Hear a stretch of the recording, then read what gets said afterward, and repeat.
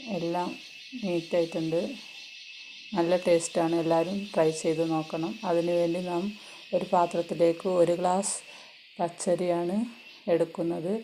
അത് വെള്ളമൊഴിച്ച് 3 മണിക്കൂറെങ്കിലും ചുരുങ്ങിയത് കുതിർത്താൻ വെക്കണം.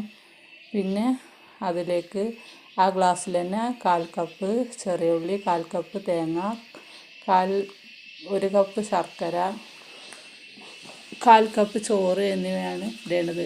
ജാറിലേക്ക് ചോറും അരിയും 4 ഏലക്കയുടെ കുരുവും 1/2 ടീസ്പൂൺ ജീരകവും 1/2 ഗ്ലാസ് വെള്ളം ഒഴിച്ച്, നമ്മൾ അരി അളന്ന് അതേ ഗ്ലാസ്സിൽ 1/2 ഗ്ലാസ് വെള്ളം ഒഴിച്ച് അരച്ചെടുക്കുക. പിന്നെ വെല്ലം ഉരുക്കിയെടുക്കാം.